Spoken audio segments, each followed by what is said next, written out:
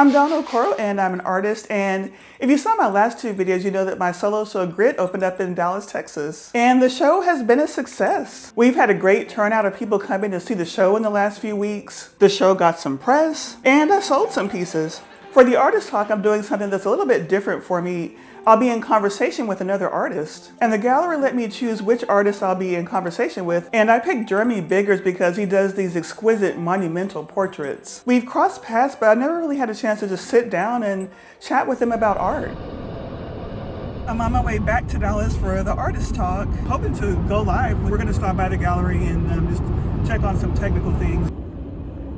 I'm at Pencil and Paper Gallery, and it's the night before my artist talk, and we were just coming here to do a quick check on the tech here, and we're going to be able to film the artist talk, and I think there's someone at the door. We're going to film the artist talk, and then people will be able to see it if they weren't able to come and listen in person. We're all set up. Me and Jeremy will sit. Let me see if I can point right there in those chairs, and then the audience will sit there, and yeah, and we'll talk about living as an artist. It's the morning of the artist talk, and I'm really ready for this conversation with Jeremy. But first, let's do a studio visit. We're in the fabrication yard. This is where several abandoned warehouses have been turned into a legal graffiti park. And there are several artist studios here. It's that one, yeah, because I see some of Sam's art.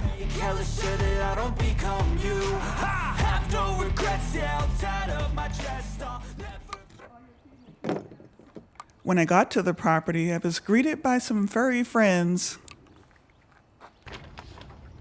Hi, they're so cute. Sorry guys, we don't have a lot of food today.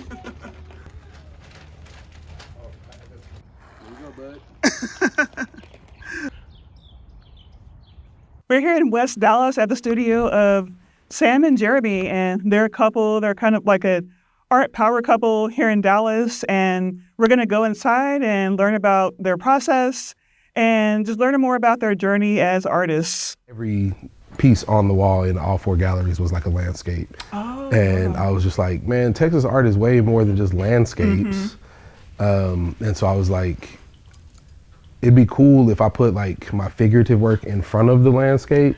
Because I haven't seen anybody do that. I got a peep at a baptismal piece that Jeremy is working on for a church that's under renovations. This will give me my opportunity to paint a landscape to see if I actually want to do this. Well, it's nice that you get to do it in your studio and bring it instead of having to do be it in directly there, on the wall. So that's yeah, you can take your time on it. I'm interested to see how it ends up turning out. We'll see. We'll see. Jeremy has this big wooden rack where he can store his larger paintings. I need to build something like that for myself because some of my bigger paintings end up on the walls in my home. And it's actually been years since I've done the larger paintings, like the 6 foot by 6 foot, because it's just not been practical for me. Working on making smaller works because big works end up sitting here in the studio. Yeah. They take a lot of wall space. In the artist studios around here, the artists work together. Like, he's an artist, but he also does woodworking. And so he makes all my frames and stuff and stretches all my pieces. That's nice. And it's really nice that he's like next door. Yes, that's convenient. So I can just be like, hey bro, come over here and look at this piece real quick. I need to get it stretched. That's fine. This is the first time I've seen your work in person. My work? Yeah. Really? I think so. Oh. Wow. And this is oil or acrylic? It's oil. Wow. Let me pull it that way. That is beautiful. I got nails in the wall, or screws in the wall over here. Oh. Okay. Wow. I'm gonna have you tell me about that one. So I'm gonna hang it up right there. You just propping it on the nails? Yeah. Okay. How much space does it have on the wall right there? Like 4 inches. Okay, that's good. That's cool. Wow. Tell me about your style and the dots that people see in your work. Yeah. My goal with my work is to tell the story of what it means to be a black man in America and what that looks like, what that feels like. I grew up going to, art shows and museums, and I never really felt like I saw us on the wall. And if it was us on the wall, it was always some like slave trauma stuff. It wasn't. It wasn't ever anything like just existing. Yeah. And so I was like, you know what? I'm going to make it my goal to make it like to tip the scales back the other direction and make the work that I wish that I saw growing up. And so I do a lot of different series that are important to me that, you know, are things that I constantly am thinking about. But at the heart of it all is, you know, making work from the perspective of what it means to be Black in America. And the dots in my work are a representation of my mom. Once she passed away, a ladybug landed on me or near me the entire month or entire week we were planning her funeral. And I started seeing ladybugs as my mom revisiting me and comforting me and being like, yo, I'm still here, I got you. And so over time, I would like start hiding ladybugs in the works. And if it wasn't hidden in the work itself, it was like a ladybug was painstakingly painted on the, you know, the first bit of the canvas before I gessoed it, or, you know, it could have just been anywhere. Like I wanted people's experience with the ladybugs to be similar to my experiences with the ladybugs. I wanted it, you know, you could find it on the side of the panel, the bottom, the back, because that's how I was finding them. It was just the most random. They would just show up in the most random spots. And so from there, it got to a point where I was like, you know, my mom was my biggest and my first supporter. I don't want to keep hiding her in the work. Like I want her to be a feature of the work. How can I paint a ladybug in every piece without necessarily painting a ladybug in every piece? And, you know, going to graphic design school, they tell you, tell the same story with less words, tell the same story with less information. And so I was like, all right, if I distilled ladybugs down to their most basic forms, what would that be? And so it just became the dots. And then I was like, okay, well now that I have dots, I have an identifiable style. I have something that, you know, people can look at immediately without my signature on the front of it and know, oh yeah, he made that. That's awesome to have this space. Wow. Got all the tools to cut out the wood into different shapes and everything. That's crazy. I thought for sure you had seen myself in person. I don't think so. I've seen tons of pictures online, but I don't think I've seen it in person. We've ever like all been in the same room Uh-uh. at the same time. Other than her exhibition. Yeah, like South Dallas Culture Center. Yeah. So happy to get to see y'all's studio. Give everything a haircut after it's done tufting. Oh, so when you initially put the yarn on, is it still long? So it's not that. Let me see. I have some raw pieces here. So initially when I tuft, like it's not bad. It's just a little more like scraggly. Absolutely. So it's just like a little more like scraggly. So these are actually different guns that'll put out different length pieces. And then I have one that does like this bubbly, like traditional like punch needle type texture. That is so neat. So as you can see, it's just like rougher and the lines aren't as crisp. So I'll come in and like just trim it down a little bit and like it's literally like giving a little pet it's a like shave. A Yeah. So I'll give it a little shave and then I'll come back in with like my really pointy, sharp detail scissors and like clean things up more. I think I saw one on your Instagram. It was purple from years ago, and I liked how you left it kind of raw, like where part of it was cut, and then you left some long pieces dangling down. Yeah, that's fine. I like that. There's definitely a lot of like wiggle room, but yeah, this is like. So this is how the back looks when it's not been backed. Oh, okay. So you have to do, what do you cover this up with something? So this is what's raw on the back side of this. I wish I had some that weren't quite finished, but they're all like finished. So this, what'll happen is I have to sit down and fold in all of this like fabric because it also helps seal the edge because sometimes this fabric can like continue to fray if you're not careful. So after covering and tucking it all back and trimming it down, then I would cover it with a backing piece. And this also just ensures that the piece hangs exactly how I intend because like this is a floppy piece of fabric. Like it's gonna move around if I just try to put this on. And it curls. Like, so this really just helps me ensure that my piece looks exactly how I want it to be. And like I've started adding these little like sculptural bits, just as like extra. I'm really just playing with the texture, the hard and the soft, the different levels and layers, and like visually you can see that these are different textures and like the weight of the visual even weight of them is different. So how do you attach the round piece? Just different adhesives. Okay, yeah, that makes sense. Yeah. And of course, you know, your trusty hot glue. Are you crafting if you ain't got a hot glue gun? Yeah. But yeah, I mean, it's It's a process. It is a labor of love, for sure, that I definitely love doing. But some days, you know, you burn your finger on that hot glue gun one too many times. You're like, I'm done. I'm finished. Yeah. I love this. Yeah, it's just so soft and nice to touch. And there is something special about seeing the joy on people's faces when they do get to touch artwork, because it's so ingrained. Yeah. They feel like they're getting away with something, even when I've said, yes, you can touch it. But like children and adults alike, they're just like, wait, I can tell when they want to, because there's like a little like flex with the fingers when I can tell they want to touch. I'm like, you can touch it. Like it's actually for that by design, and just seeing the excitement on people's faces when they get to touch it is just like really amazing. So I'm happy I get to impart that level of joy. Yeah. So you do lots of different styles of art, but it seems like, you know, when someone sees your work, you can tell that it's your work. How did you develop this colorful style? I actually started trying to put sort of constraints on myself. I was like, okay, you're going to pick a color palette and you're going to like just work within shapes. I find a lot of the times, like I would get really tied up in the comparison of like somebody who's painting realism and like portraiture and stuff, and never feeling super confident in doing that or that it was good enough.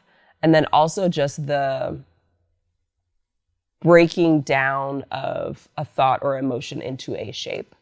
So the visual nature of my work is actually meant to exhibit this middle space when you're creating, where you've got a lot of thoughts and ideas that are coming at you at the same time, and all of them are competing to be what gains your attention the most.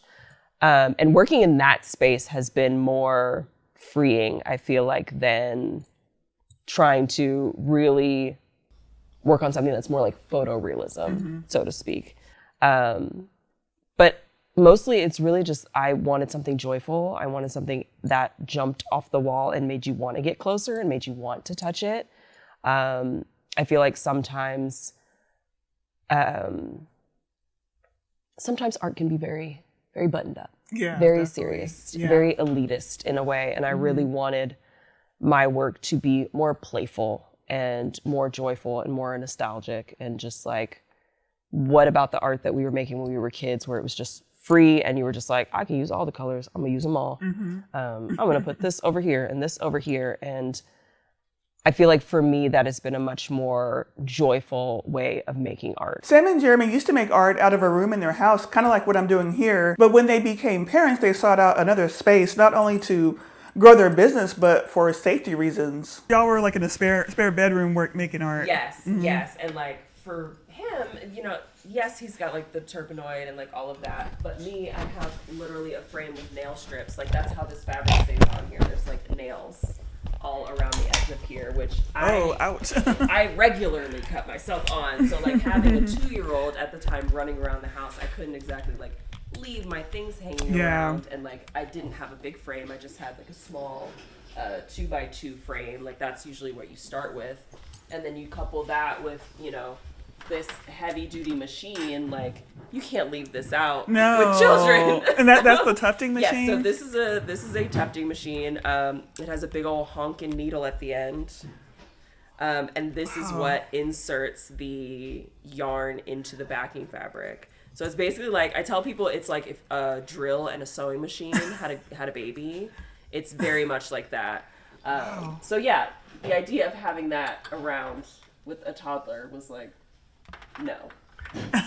So being able to have our space where we can leave things out and like work freely and like at our leisure. And like, I can put this down and know it's not going anywhere. It's not going to get messed with. It's not a hazard. Like I'm an adult. I know what I'm doing. Right.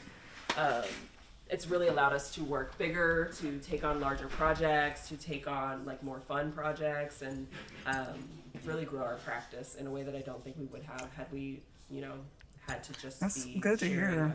A spare room. Yeah. Like me personally, like my studio is a spare room right now. It used to be, we used to live in like a townhouse style apartment where it had a big garage, so I did some bigger work there. But then we moved into a house, and I'm working in a bedroom, which is cool. But I'm looking to expand into more space. So I think we're gonna do a similar thing. Shane has his studio, which is more like a production studio, but I'm gonna have my little area where I can, make my big paintings and stuff. Set up all the tables. That Yeah. you need and, like, have a big clear wall to hang stuff up. Yeah, it's really, really helpful when it comes down to it. They have a wall of art that they have collected from trading with friends. I would love to come back and do a trade too.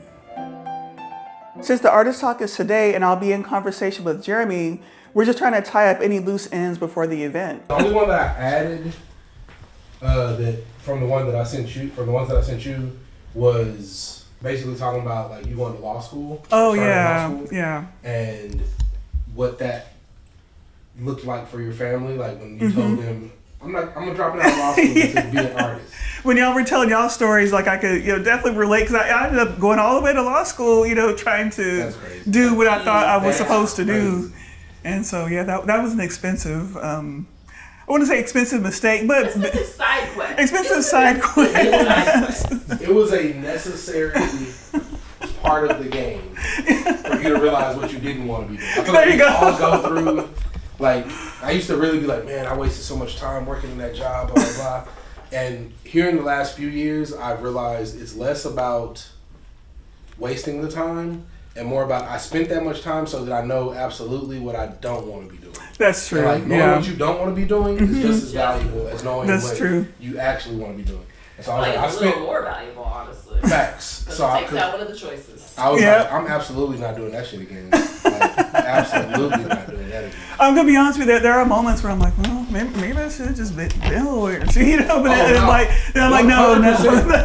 It's like, I mean, as any full-time artist, like we know there's gonna be moments where we're like times are hard. People aren't buying artwork. People like stuff is not moving like you thought it should. Like, it was moving this way once upon a time, and now people just like the market just isn't right there, doing that right now. Yeah. And like where you're sitting there, and you're just like, should I just go get a job real quick just so that I can stay afloat and be whatever? Like that happens too. Yeah. And so it definitely. I feel like a lot of people, ourselves included, feel like once you become a professional artist, that's it. You're a professional artist from now on. And I'm just like, nah. Like we're allowed to go get a job for slow times if we need to. That's true. Whatever, and you're always an artist. So. Yeah. So I was just like, let's be a little bit easier on ourselves so we're not just like stressed about. I gotta get to the studio and paint 15 paintings this week and sell all of them by the weekend. I'm so happy I finally got to see Sam and Jeremy's studio, and just seeing the space they have, and they've got the woodworking area, they got the closets and the storage. Like it's awesome. Like it's really an ideal setup. And now we're headed to Pencil on Paper Gallery for the Artist Talk.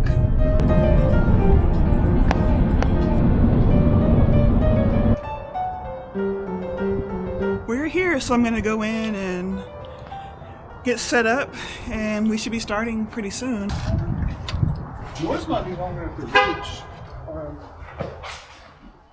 Yay! Hi, Valerie. I see you're getting all set up for the Artist Talk. You're I'm vlogging right now. I love it. Yes. Welcome to your show. Yeah. So Valerie, what does it take to set up or prepare for having an Artist Talk? Because it's interesting from your perspective, right? It's a whole nother layer. Talking with the moderator, making sure that y'all are on the same page, what we're going to talk about.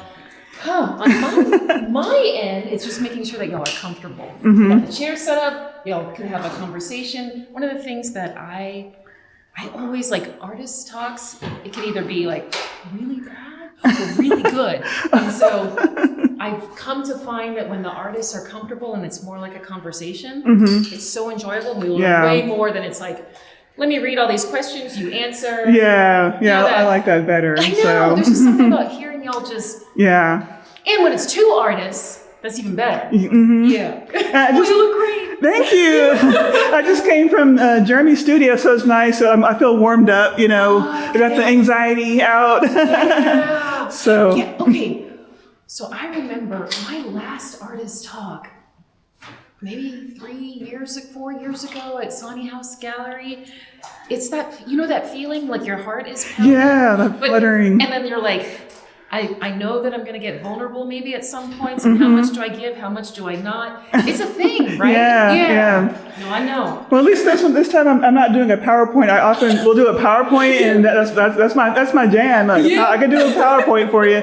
And one time recently, I did like a keynote speech, and I had a PowerPoint, and then I had major technical issues during the event. It was like, That's oh the no! worst. Especially when you know what you're gonna. I know. Yeah, it's like I had some pictures for you, but like the laptop's not working, you know. But so I don't have to worry about that, you know, today. So just chat with Jeremy. I think so. We just chat and we enjoy ourselves and talk about the arts. I feel like our artist community is going to come out. So I think it's important for them to hear from both of you just about how all this works. Yeah.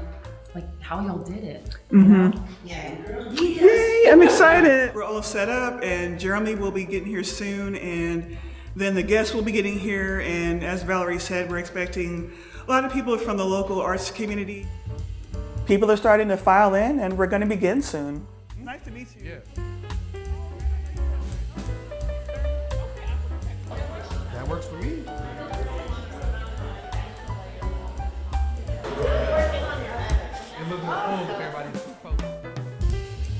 I started to have them shoot me a walk-in like Cat Williams, but you know,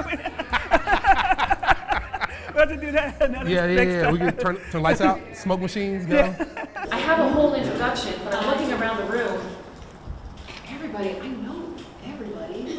We know them. But okay, for formalities, let me do it. All right.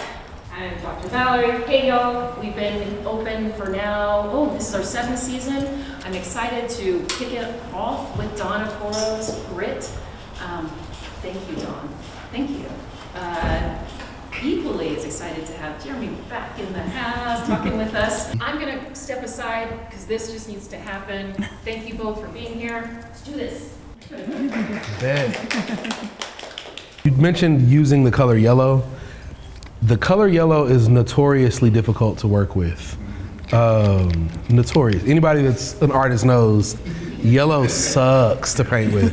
So what was your experience through, you know, making these images, which are obviously beautiful, and the yellow is a very vital part of the storytelling in this work. So what was your experience working with that and making these images? Yeah, one of the challenges was with the yellow. You know, I wanted these bright yellow backgrounds, and I find with yellow, no matter what kind of paint, it's just so translucent, and so it's really hard to get that deep yellow to show on the canvas. So that really meant a lot of layers, and I do work with acrylic, so at least it dries fast. But for these, the background is actually yellow house paint. Similar, I guess, chemicals as acrylic, but I had to go, layer by layer by layer. So that was one of the challenges, and I wanted to just use two pigments for this series, so just black paint and yellow paint, and then I could mix them together to create the gradient for blending. Right. And of course, when you mix the black and yellow together, then it makes this green, or depending on the ratios, certain kind of.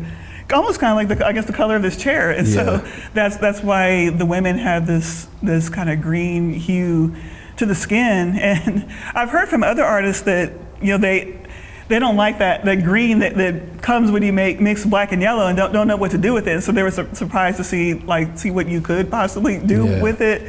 And so I just work with it, and then when I was done, I could see that it works and it looks like it. I mean, it belongs, and that's just the color you get when you mix the two together. Yeah, it's definitely harmonious. It works for sure.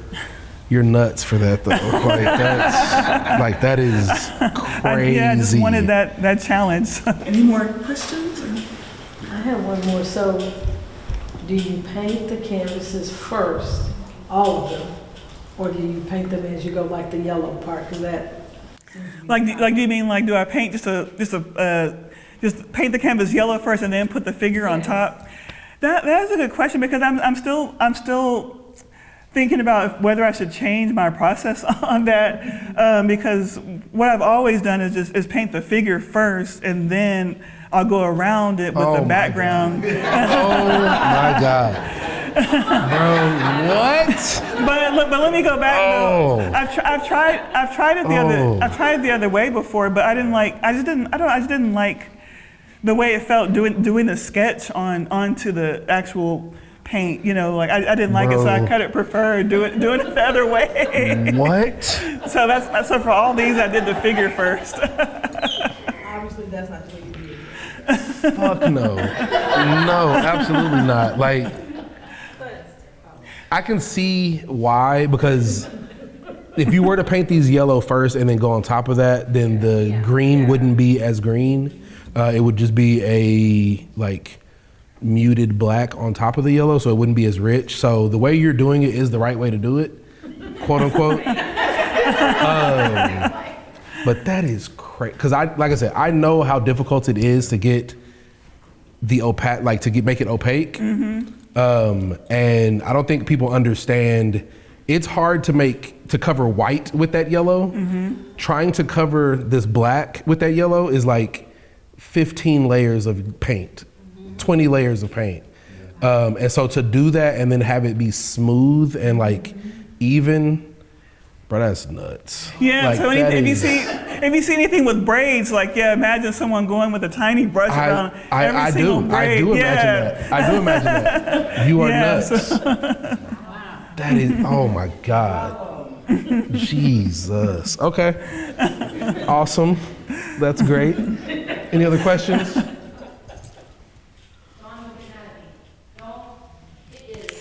Dawn's birthday week. Oh no!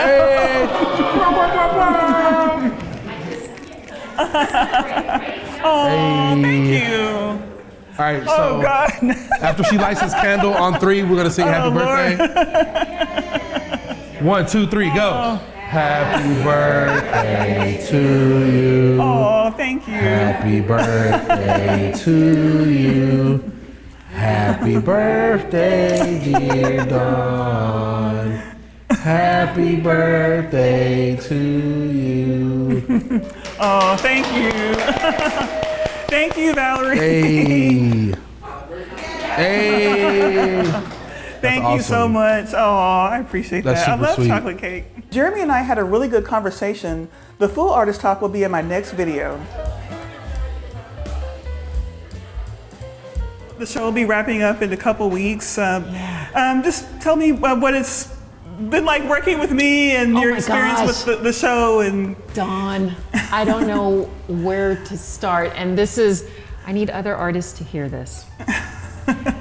Dawn has been the most amazing artist to work with. And I do think you're so professional, but you're talented. But even little things like, okay, this is where my teacher is gonna come out. Dawn works on canvases that are thicker than 1/2 inch, 1/4 inch. It's the little things. When you bring me your artwork, it's wrapped, ready to hang.